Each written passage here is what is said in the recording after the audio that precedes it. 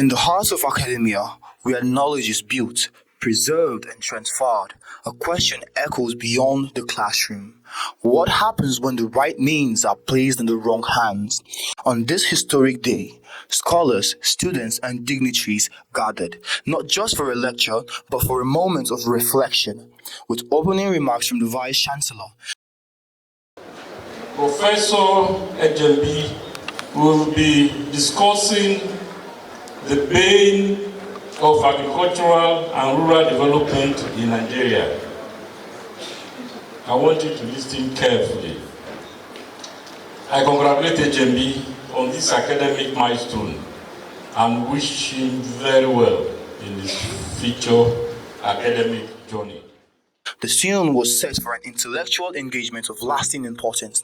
Then came the story behind a scholar, a journey defined by discipline, inquiry, and impact. From humble beginnings to a voice of authority in his field, Professor Simon Ejembi represents more than achievement. He represents purpose.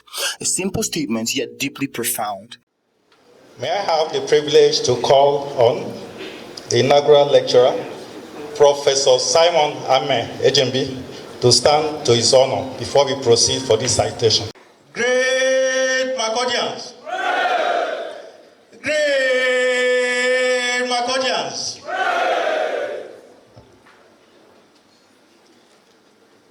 I have the honor to present the citation of our inaugural lecturer, and I hereby proceed. Early Life and Educational Foundation. The early days of Professor Simon Ejembi started over 5 decades ago in a rural setting of a Kenobi in Edmoga district of Okpoko local government of Benue State. Raised amidst the verdant farmlands of his home, he developed a deep affinity for agriculture and community development from a young age. He excelled in his early schooling and went on to attend the University of Agriculture, Makurdi, renamed Joseph Sawan Taka University in 2019.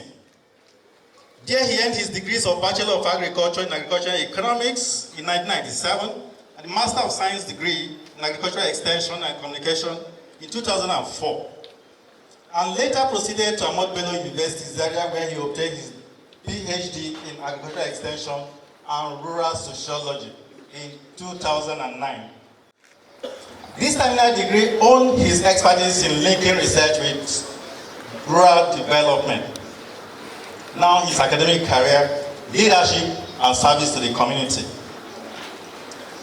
On October 25th, 1999, the then University of Agriculture, now JS Taka University, welcomed a graduate assistant in the College of Agricultural Economics and Extension. Today, we are gathered with this great university to listen to that graduate assistant, now a professor.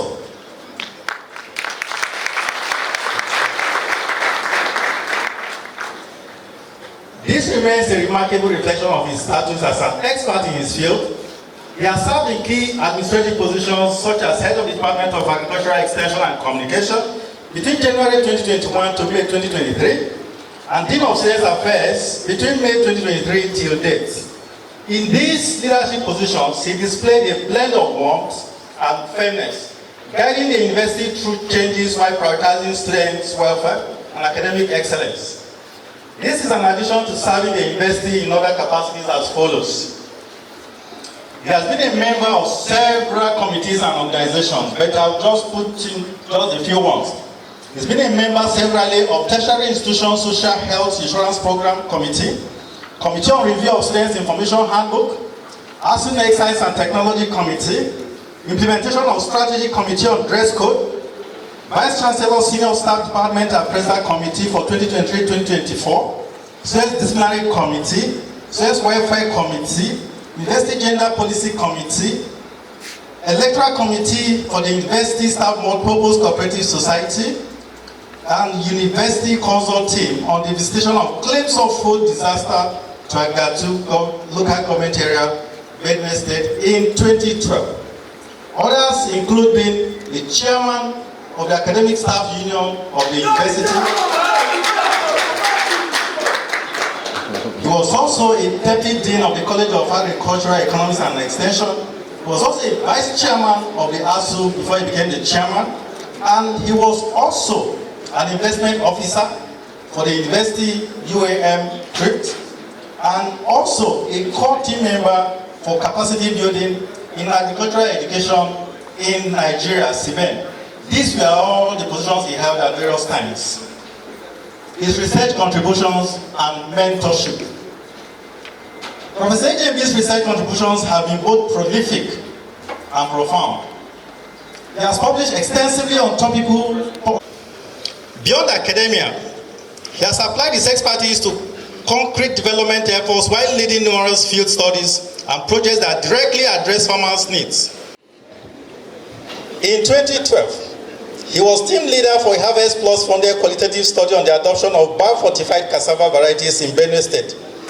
This work helped in the understanding of how nutrient-rich cassava could improve rural nutrition.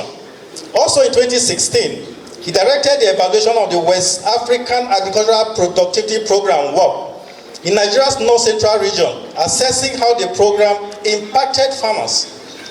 In 2017, he served as team leader for the federal government IFAD Value Chain Development Program, conducting infrastructure needs surveys for cassava and rice farmers in Benue State. These projects brought critical insights for planning agricultural development. Professor Ejembi has also worked with the private sector as a social scientist.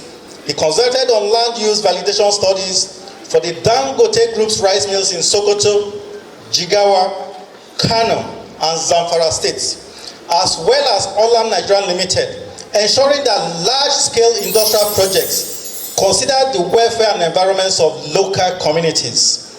In all these roles, he demonstrated that scholarship can and should.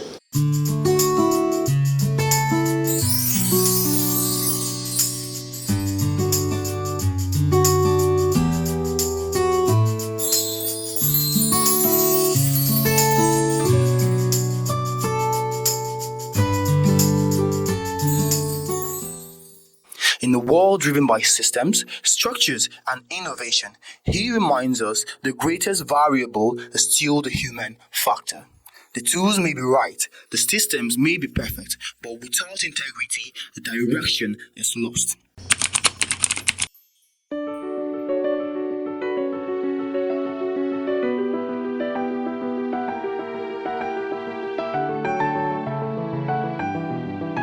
The moment we don't have the right people using the right means, whatever effort you make will not get that kind of result. And that is why this topic is when the wrong persons use the right means, that right means work in the wrong direction.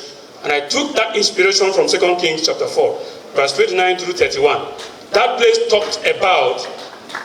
scripture talked about the Shunammite woman who was comfortable, no problem that she didn't have a child. And she tended to a prophet of God, Prophet Elisha. And along the line, when the child was big to a level, the child died. And the woman took the dead child to meet Prophet Elisha in his place. And when Elisha understood what the problem was, he sent Gehazi and said, Gehazi, take my staff and go and lay it on that child. The child will come up. Gehazi went and he brought a feedback to his master. He says, sir, the child waketh not. The child didn't wake. And why? So that gives us an idea of the nature of Gehazi. If you take a profile of what Gehazi looks like, you know that his embodiment cannot make the staff that works miracle to be effective in his hands. So he didn't wake the woman. But Elisha had to go by himself to raise that boy child. So the wrong person that we're talking about here could mean an individual without the requisite skill, training, maybe of very low moral flaw, very high moral turpitude, engaged in such responsibility because of what he stands to gain. And when you use people like that, unfortunately they are in the majority. They fight their way, they criticize their way, they blackmail their way into offices. So when they get in there, what you get is an abysmal result they're going to get. And most of the time, they set the arm of the clock back. In recognition of a lifetime of scholarship, the university honored not just a professor, but a voice of conscience. With closing remarks from the registrar, the formal ceremony came to an end, but the message remained.